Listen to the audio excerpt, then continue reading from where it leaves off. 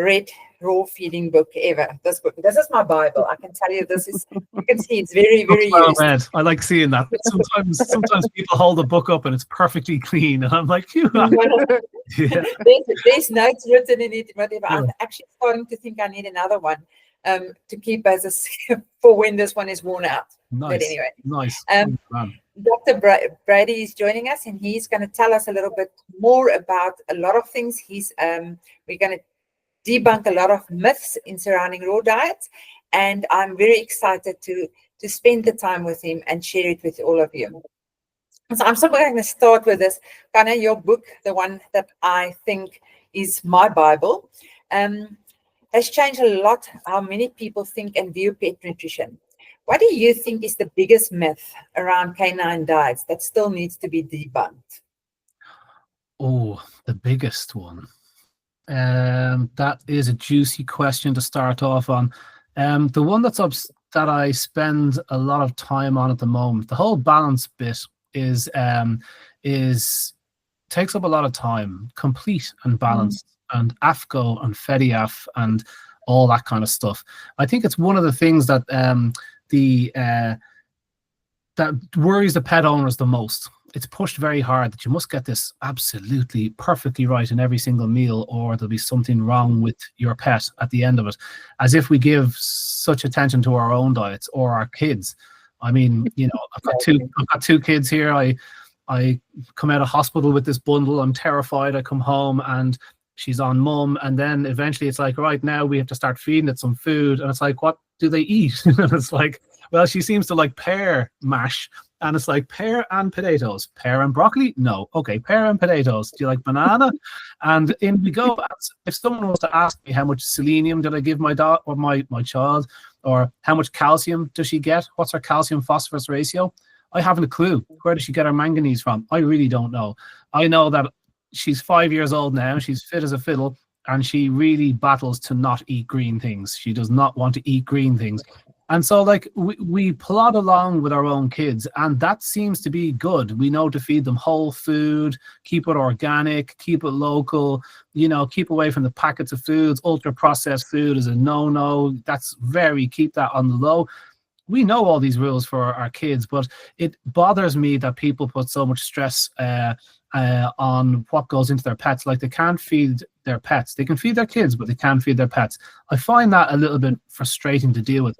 And also, studies of dry pet food, which claim to be complete and balanced, show that 2/3 of them, 2/3 of 160 products tested in the UK, 2/3 of them are failing to provide the minimum nutritional nutrients to the cat and dog to get them through a 6-month feed trial. The minimum. They're not even providing the minimum. 2/3 of them, and that's including prescription diets.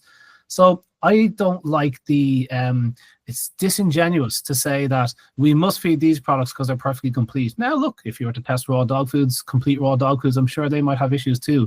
So this idea of balance, it's a reason why vets are reluctant to make the change. They think they're unable to do it. I mean, after years in college, our brightest kids honestly believe that, you know, a candy company would care more about the nutrition of our pets than So that is what we spend a bit of time with, because I'm not going to talk about microbiology, because I know damn well Nick or Bren answered that question and would have talked about microbiology, but I'll be talking about it on the day, that's for sure. The threat, it's either complete and balanced, which is one worry. It's always fear, guys. Fear to drive product sales is the thing. So it's complete and balanced, or the butt will fall off for the want of some nutrient you've never heard of, or the fear of contamination. But I didn't want to go with that one because I know that as well. So that's my primary kind of bugbear at the moment. Yes, I totally agree with you. I've had an incident with a vet just now recently that has put the total scaremongering fear into my client, saying that the copper in the food is too high. The dog presented with very high ALT. Enzyme, shooter out, nothing else, only one isolated enzyme, very high. And the vet telling it the copper in the food is too high. Okay, and so telling them actually not telling him the copper is so high, saying that we've tested your dog and the blood test shows that the dog has got high copper results. And we all know that's not something that you just test like that. But then they come back and say, because then I had a chat to the vet, and the vet turns around and say, yeah, but raw is very unbalanced and it's not going to be good for the liver, etc., etc. And I think that is the main thing that causes pet parents to be extremely worried and say, is it balanced enough? Because it comes from the veterinarians and the kibble companies. Yeah, must be completely balanced. The copper bit is very relevant. That is a hot topic. Everything's a hot topic. But here's the thing about copper. There's a thing called copper storage disease. And we know it's hammering some breeds, particularly Labradors. And did you know that that started increasing drastically since 1970? Isn't that strange? Much like many diseases started increasing drastically since the 1960s and 70s when something was introduced to dogs. But the copper thing is interesting. For example, we know that copper sulfate, the stuff used in dry pet food, is really toxic to livers, And when people study copper storage disease, do you know what they point their fingers at? They're not pointing their fingers at people putting meat into their dogs. They're pointing fingers at kibble. They're pointing fingers at copper sulfate in kibble. It's the exact same as phosphorus. Vets believe that natural phosphorus is hard work on kidneys when actually food is full of phosphorus. But now we know from studies of cats and dogs for the last 10 years that it's phosphates that are being added to dry food in the form of calcium diphosphate and the other poor quality synthetic chemical flask vitamins and minerals being added to food is what the body struggles with. So we know it's phosphates and not natural phosphorus that's bothering the kidneys in these dogs, which throws the whole kidney disease diet on their head. Then we look at iodide. Vets are worried about iodide from different food sources. It's iodide from a conical flask is 100% absorbed by the body, like copper sulfate. It goes straight to the organ and causes a huge problem for the organ. So if you have thyroid concerns, yes, iodide from a conical flask is a concern. Natural iodine doesn't hit them the same way. The reason for that is it's bound up in food and fiber and protein, and you only get 20-25% of the iodine that it says on the label of seaweed you get from the seaweed product. So we know that Japanese people are eating 8 to 20 times their RDA of iodine every day, and they're some of the longest living people on the planet.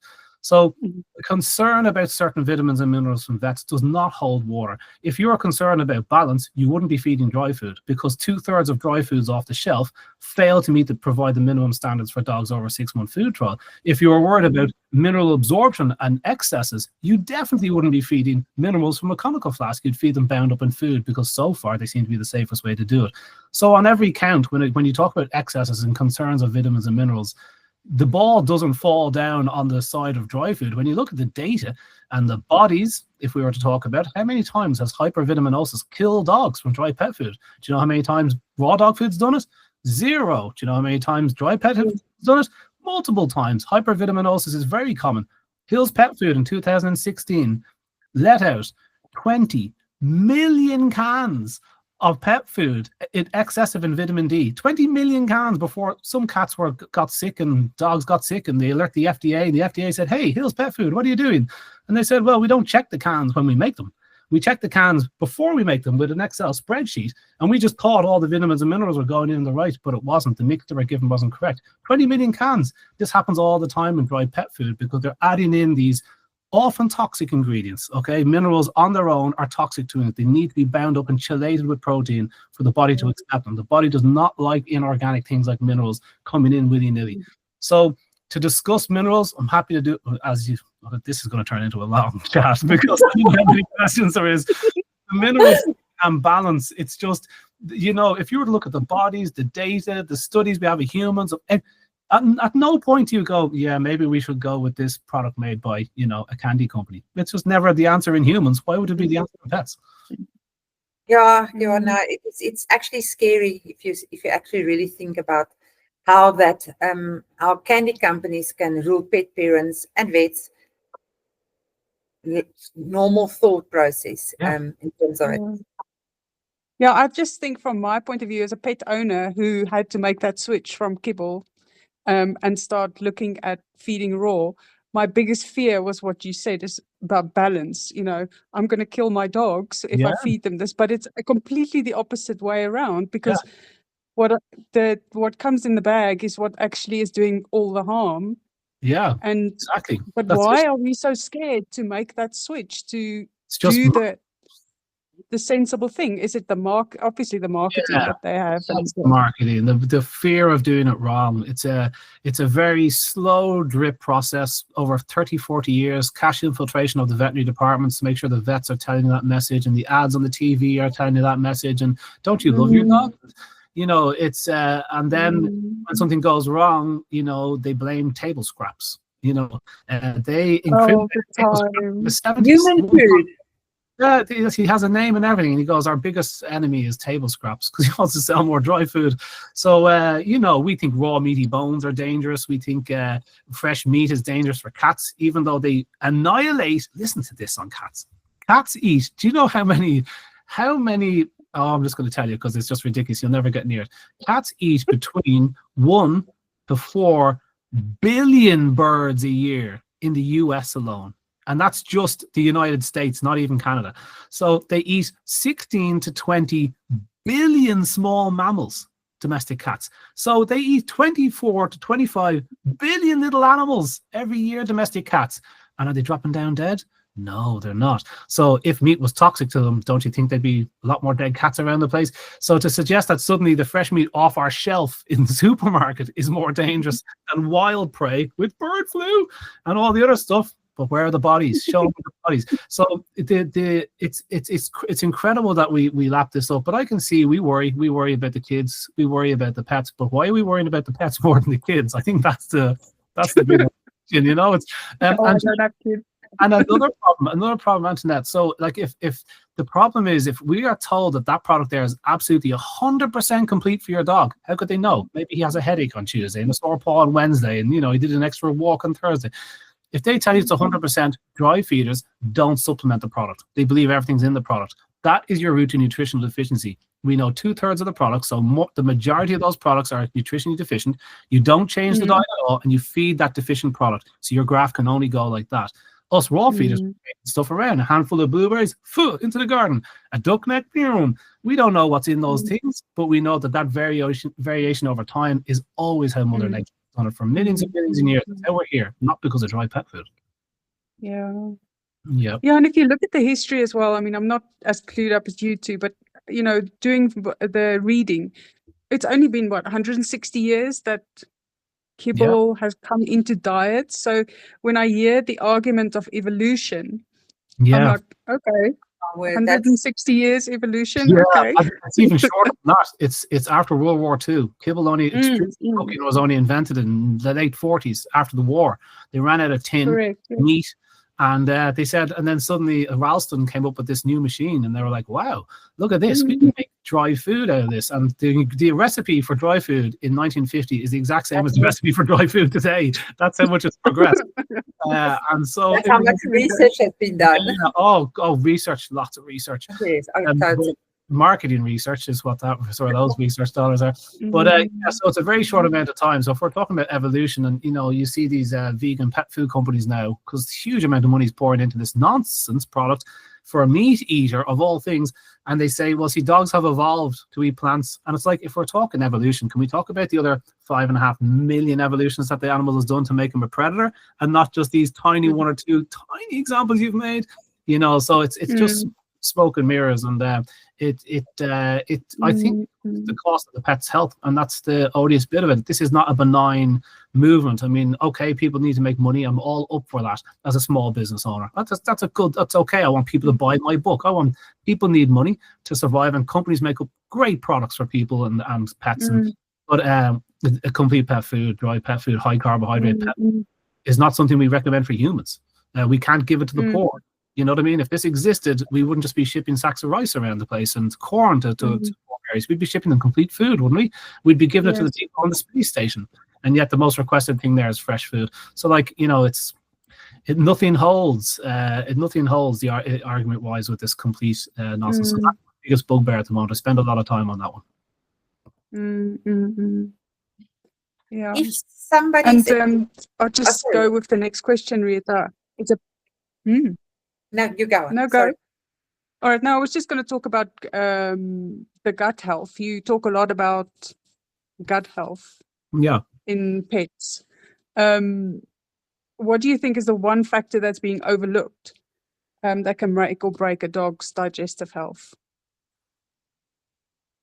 Apart from feeding kibble.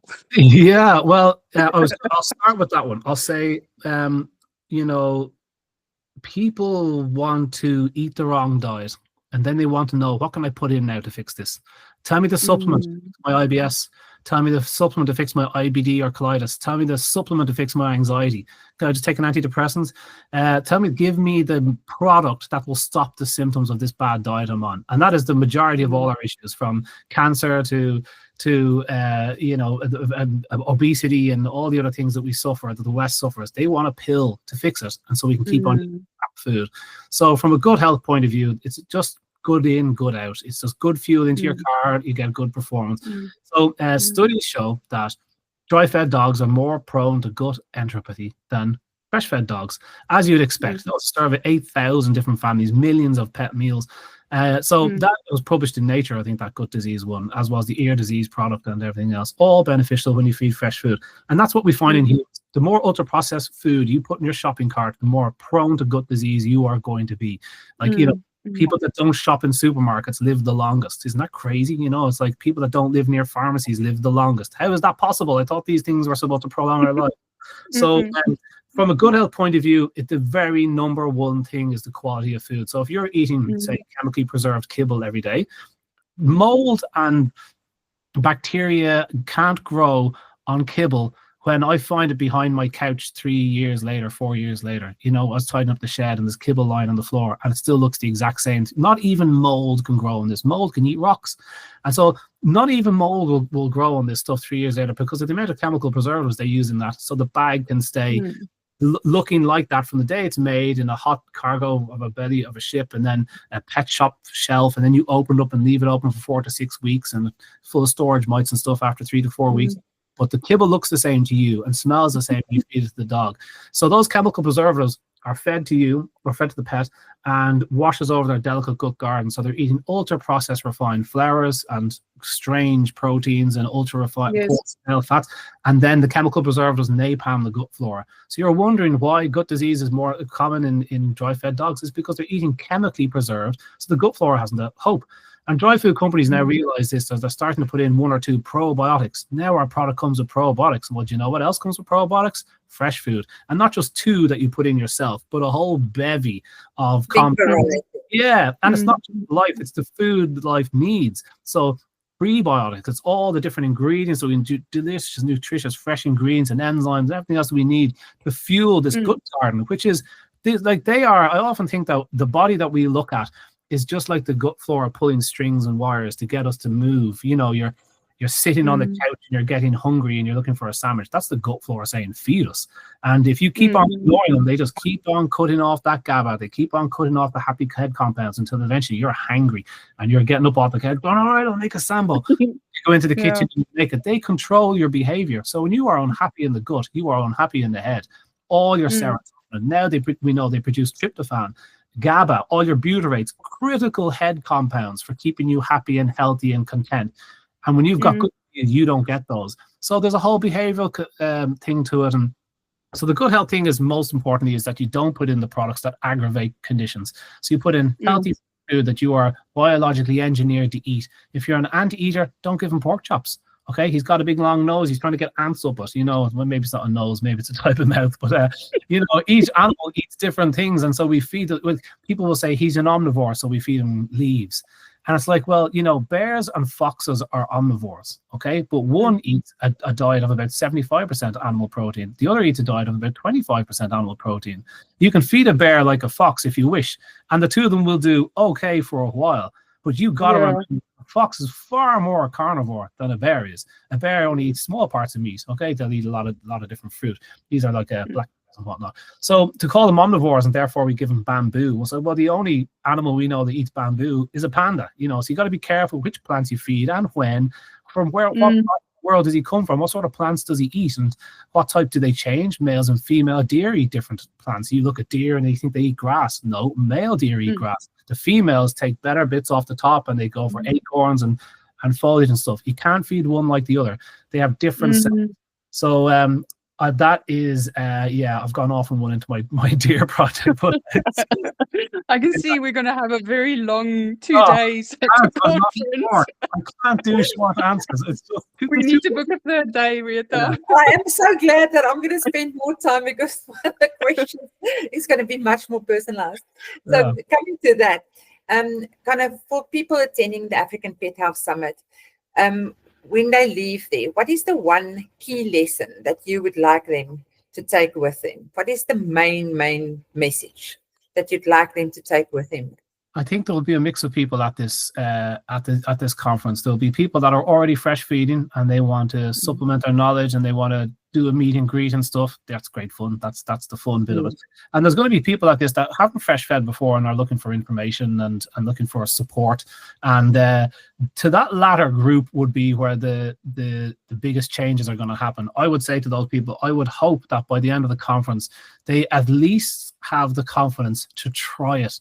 Okay, do a test of one, okay, and just test it on one dog and say, does my dog actually like to eat lightly cooked beef mince? You don't have to feed it raw if you're worried. It's like, do you like lightly cooked beef mince? Put it down beside his dry food, see what he eats first, and so try this. If there was any vets coming that are sitting on a fence, we do hope that we're going to be attracting a few. We do more and more. These conferences have vets and particularly vet nurses coming in to learn more.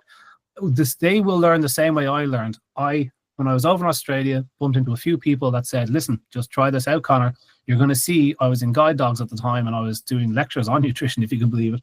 And Brisbane guide dogs had just changed 200 dogs from dry food to raw food. And their veterinary bills fell by 82% for a charity. And I said, whoa, I've got to test this out. And I had, a number of dogs under my belt with guide dogs. And I also had a lot of dogs you see privately because you're trying to supplement your income. And I picked 3 of those dogs, of the worst, itchiest dogs, chronically itchy, steroid use, magic prescription dry food that wasn't working, but they still stayed on it for some reason, even though it's 3 times the price of the other food and it looks identical, and all this kind of stuff. And I took those 3 dogs and said, right, dogs, you're my test, and I'm going to move you to fresh food and let's see how well you do. And I put them onto a raw dog food diet, and without fail, as it's in my book there, they went from 19 veterinary visits a month between the 3 of them to 1 for a 2-week follow-up with a dermatologist, and the dermatologist was saying, oh, he's doing much better, and then no more vet visits. So I fixed what the vets weren't able to fix, and I knew nothing. I said, so I could see, I just changed the dogs, I tried these, and us in the raw feeding, fresh feeding world are saying that for recurring skin, ear, and gut conditions, fresh food is invariably a very important first stepping stone. And if you have these clients, access to these clients, just pick 3 of these worst cases, have the confidence to do it yourself. 20% of the UK is managing to do it. You can do it too.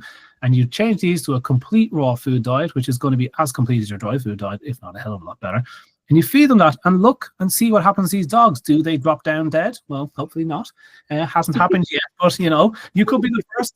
And then blame Retha. And but what you're going to see is you're going to see these dogs improve.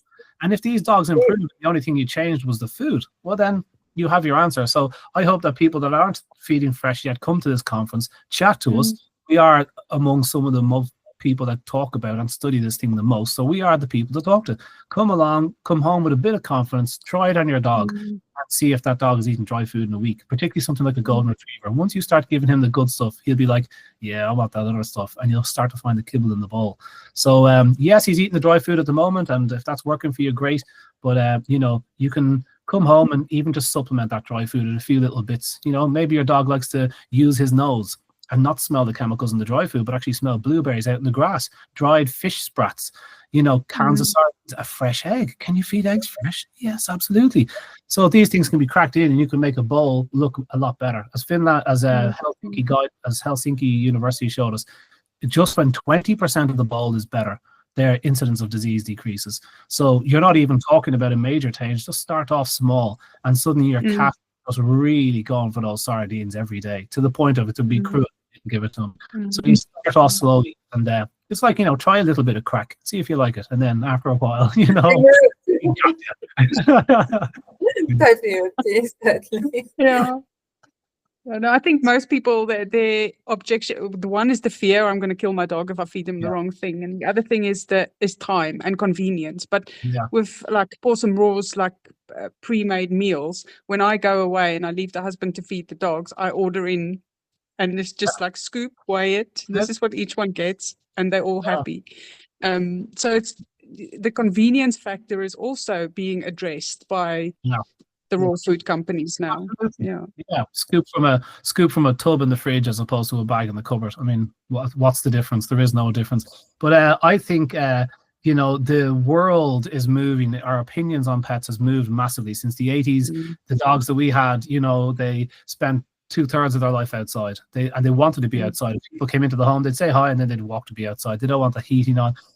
They were there to you lived in a hospital house with 2 shops and they roamed that was their job.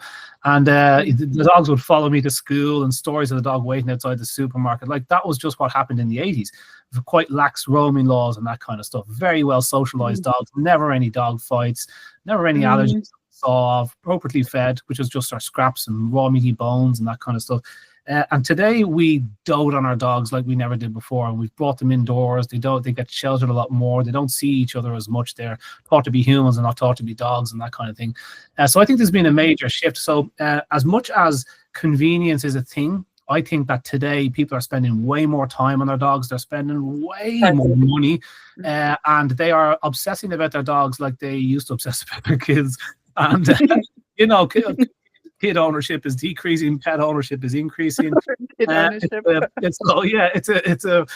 just a trend that's happening, and so people are spending a lot of time and emotional energy on their pets, and I believe they would make that extra effort if they just knew they can feed them sardines and eggs. It's like, wow, that dog will be a hell of a lot better off. The coat will shine, the poos will be neater, they won't smell. You thought that joke shop poo, that you thought that was a normal poo, but you see when your dog's raw fed, you'll barely even know he had a poo. It's just like It's a completely different world. It's like no anal gland issues. You don't have to worry about expressing your dog's anal gland issues. No more weepy eyes, those brown tracks on those white-coated dogs.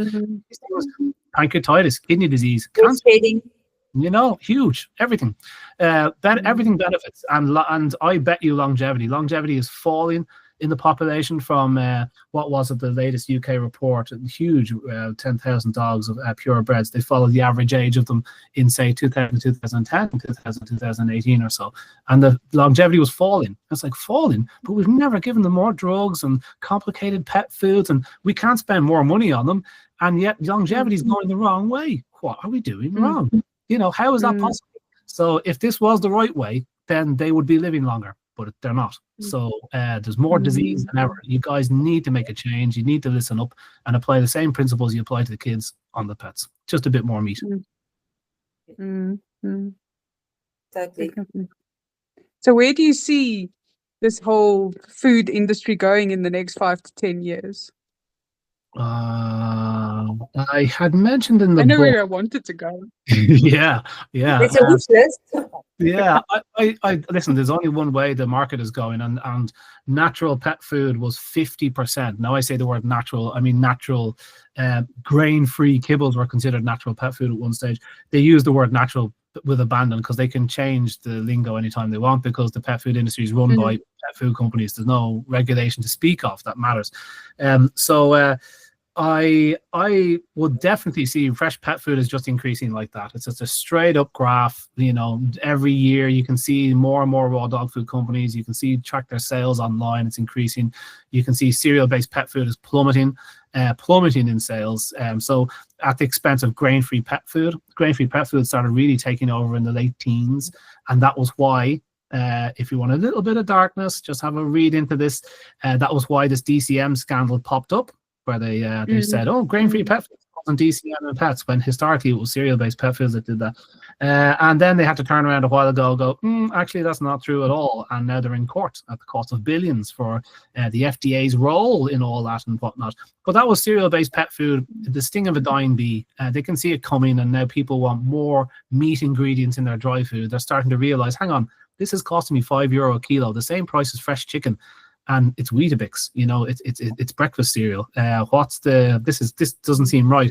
So more meat is going into dry pet food, but the cereal-based pet food companies can't change that way, because that's admitting that their high carbohydrate foods weren't right in the first place. It'd be like cornflakes moving to a meat ingredient. It's just not Kellogg's cornflakes is essentially a vegan-based operation. So like it's just not going to happen that way. So as grain-free pet food takes over and natural pet food start to increase, what you'll start to see is the cereal-based pet food companies with all the money, Mars and Nestle and Colgate-Palmolive, they will start to buy up the grain-free pet food companies. So we had the FDA and co called off the DCM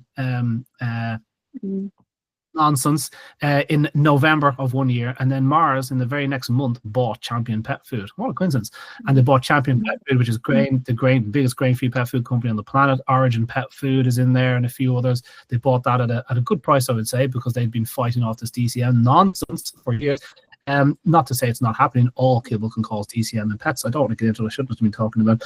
But so I would see what will start happening is that the major raw dog food companies now will start being targets of big pet food. And big pet food will come in and buy them, and they will do a better job advertising it. And suddenly vets will start going, hey, hang on, actually, this fresh food is good for pets. And what a surprise, they actually have a product there for them to sell. Fresh pet food is hard for vets to sell because most vet clinics are small, square meterage. As much as people, vets are not overly paid. I mean, most vets are working their butts off, particularly younger vets, and we can see that they're not staying at the profession long enough. They're staying there 4, 5, 7 years maximum, and then they're dropping out. So the retention is not what it was because the job is hard and stressful, and they're not paid enough. These are smartest, hardest working kids, care about animals so much, and then they get into some corporate just used, and the feedback working with a corporate is not good. It's like profit driven, and it's a fact. This is why the CMA are investing the veterinary industry or investigating the veterinary industry in the UK. So what will happen is those dry food companies will come in, they'll start to buy out the raw dog food companies, and that will help to push real food on pets, real food products. I would much rather a real food product made by a small mom and pop business than I would say Nestle, for example, because they're the world's most hated food company for a reason. On every thing they've ever got involved in, if you look at the Poland, the Springs example, the water documentary on Netflix, the companies, and there's just so many issues. So like baby milk formula scandal in the 70s, that was all thanks to people saying, hang on, this isn't complete food. In fact, there's a great example that the only complete product they managed to try and make for humans was baby food. And now, thanks to relentless pressure from the public, that wasn't anybody else doing that, it was public money, public scientists getting together to fight them, two French couples. Eventually now you have to say, of course, breast is best, but should you decide to move on, then we've got this ultra-processed milk powder waiting for you. And isn't it great that we have such a product? It's great, and it's fantastic. It'll do the job. It definitely gets you over the line, but it's not as good as breast milk. And that was the closest we came to complete food. Never managed to make another complete food for humans, but for dogs and cats, it's so complete that it's dangerous to add anything else in. They've done such amazing. They just took their eye off the ball with the humans. It's only a tiny little market. We care more about pets all of a sudden. But so that's where it's going. And unfortunately, the increasing ownership of veterinary practice is the other flip of the coin. So they move to fresh food, but as you move to fresh food, veterinary bills will fall, and that's a problem for. Let's say, well, we know it decreases, just to qualify that statement, we know feeding fresh food decreases skin, ear, and gut conditions and inflammation in pets. And they're the top 1, 2, and 3 reasons for visiting the vets. And we have the Brisbane guide dogs example. We know that fresh-fed dogs see the vets less, although we are a little bit conspiratorial. So we might say we'll try and fix this diarrhea ourselves, whereas kibble feeders will go, diarrhea, straight down to the vets. So, well, for definite, we're using vets less. That is an absolute fact. And so that's a problem, because if Mars do all the buying, Mars and Nestle, if they buy the product that fixes you, which is not something that companies like to do, the problem is that Mars also owns the vets. So as much as the conspiratorial as that sounds, in 2018, Mars Inc. was paying the wages of 50,000 veterinary health professionals. So people that worked in vets. So veterinary nurses, vet doctors, and anybody else who might be working. 50,000. They bought Antec, which do all the diagnostics. They bought Banfield, which is the very biggest veterinary group in the US. They own thousands of veterinary hospitals, tens of thousands of clinics around Ireland, UK, US and Europe and the UK. So Mars owns both ends. They feed the product and then they treat the disease. And there is countless stories in the Wall Street Journal and showing the rising cost of veterinary care. Isn't it strange? Now we know that, like, what was the latest figure? There's We thought it was 25% of veterinary practice were corporate owned in the UK, but it's much higher thanks to this CMA investigation. So the corporates own the treatments of the pets as well. So that is a tricky one. They like patients and they like selling products to those patients. That is the whole reason they are being investigated. It's a problem. It's a monopoly. And our pet insurance costs are going up. Pet insurance is going down. People don't have pet insurance. And that's the problem. The local vet is a corporate. You're not going to go for the treatment. Now your pet's going to suffer. So that is what's changed at the moment. The CMA investigation is going to reveal the corporate links that we've all been going on about for 10 or 15 years. And we were told we were mad. And now here it is. It's all over the newspapers. And it's pet food will change, but it will be owned by the corporates as well. I still support small mom and pop businesses. Generally, if it gets sold to a corporate, I'm gone. I just because the price of ingredients has to fall. They have to keep making money. The CEO of these companies is legally obliged to make more money each year. It's not a conspiracy. It's just something they have. There's only two ways to do it: profit or make it cheaper.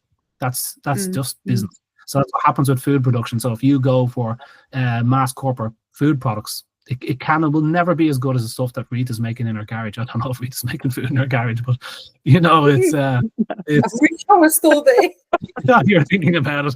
But yeah, so that's the way it's going to go. It's but big money will get involved because people don't realize pet food. There's more money in pet food than there is in the music industry. And you can think how rotten the music industry is. You can imagine how rotten the pet industry is. You know, the pet treat industry, nobody's regulating that. And the pet drug industry is a really, really profitable sideline for the human drug industry because we don't have a clue what we're doing and we're terrified and nobody looks into their pet's health. They trust everything to their vet, more so than their own doctor. They trust what the vet says. And vets are pressure now because a lot of the lessons they're getting in school are not right. And they're starting to feel that at the coalface. They're talking to pet owners, and the pet owners going, "That's not true, though, is it? You know, I don't need that. Do I need a flea treatment every month? My dog doesn't have fleas. Can't I check for fleas? You know, instead of a worm treatment, can I not just do a worm test of the poo, which is really cheap? You know, and do that every 3 or 4 months. Isn't that not a nice, non-invasive way to do it? You know, didn't Wasava say that we only need to vaccinate every 3 years? You're telling me to come back every year, but Wasava, your governing body is saying do it every 3 years. In fact, they're saying test, don't treat. So test the blood for the antibodies from the first vaccination. And if they have the antibodies, you don't need a vaccination at all. Didn't your vet tell you? So the advance of social media has pet owners extremely well educated. It must be very, very stressful for these young vets to, you know, feel like the person is kind of accusing them and saying they don't know because there's ego involved. These kids are the hardest kids in school, hardest working kids in college, the very brightest minds that can only get into veterinary. They come out to run a business and staff and bills and like that. Running business is its own thing, and then you also have to stay on top of all the research to show the harm. So when a pet owner comes along and tells them they're wrong, it's a very hard lesson for them to hear, and the stress in vets is up really high. It's a high suicide rate. Yeah, it's a tragedy, and these guys are overworked. And you know, the biggest tragedy of all is they care just as much about your pet as you do. And we come out angry because we didn't get what we wanted. They told us off for feeding fresh food, and we know we're right about that. Here's the studies. Just read the study. Let's go study for study then. Talk to me about the studies you think that, you know, dry food is good for kidney disease. Let's talk about that because here's a study showing you need watering. So, you know, it's very frustrating. Both sides. I feel sorry for the vets at the coalface because it's the industry above them where the problem is, where all the money and filth is.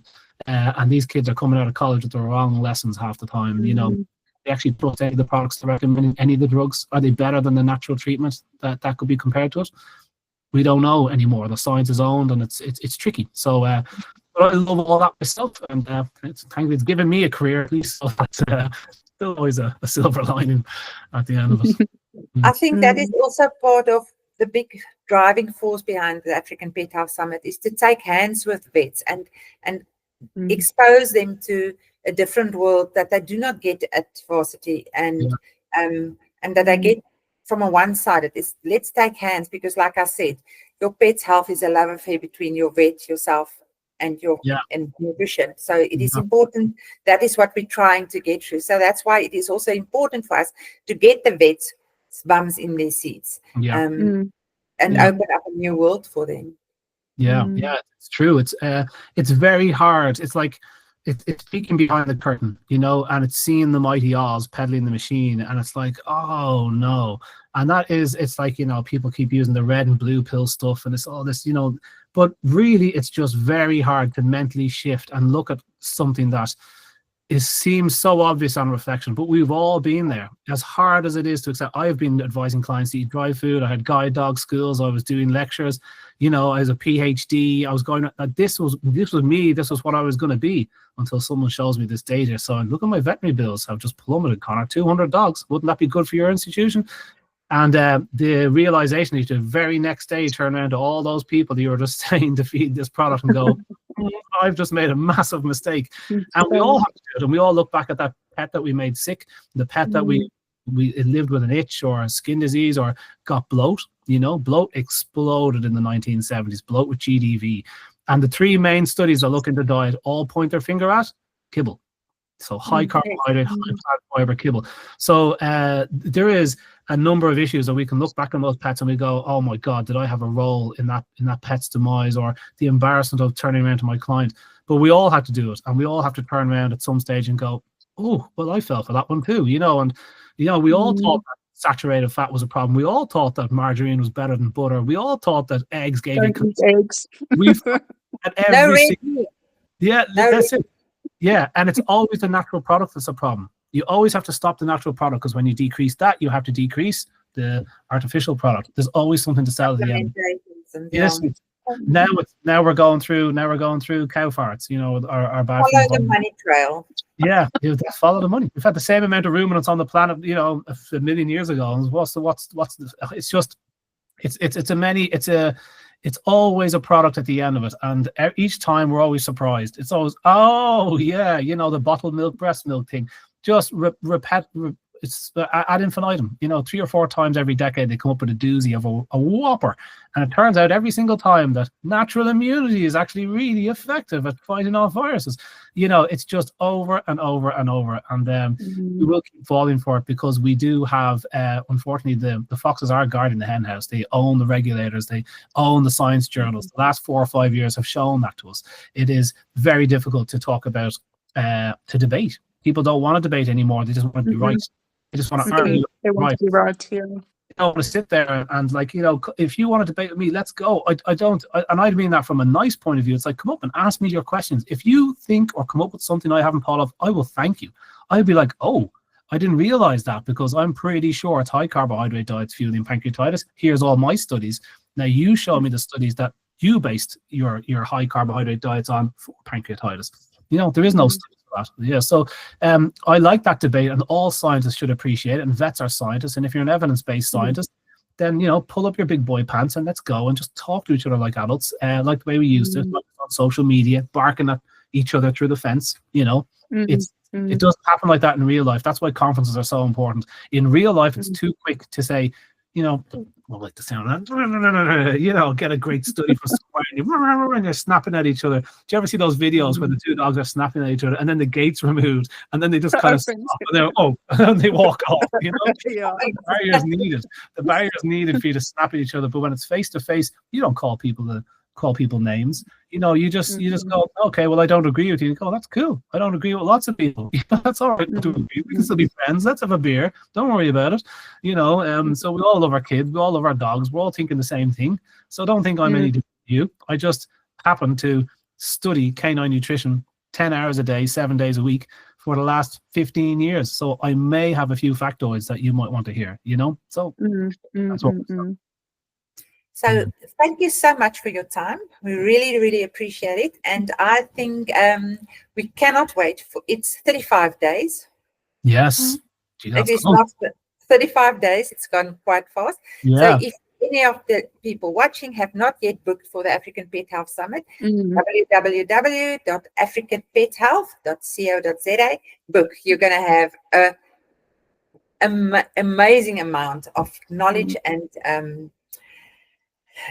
a great time with all our guests, speakers at that summit. So book, guys. It's going to be an amazing experience. Let's do it. Yeah, I can't wait. I can't wait. It's my favorite thing to do. I love meeting people in person. Talking online, that kind of stuff, you miss the actual getting Yeah. around each other, and it's therapeutic. Honest to God, it's therapeutic just to be chatting to people about science and stuff that your friends and family do not want to hear about. So it's nice to be dorks around each other, you know. It's Totally. yes. Absolutely. Thank you very much. Have a Okay. wonderful day, and Absolutely. thank you for your time. Keep well. Yeah, see you, Thanks, folks.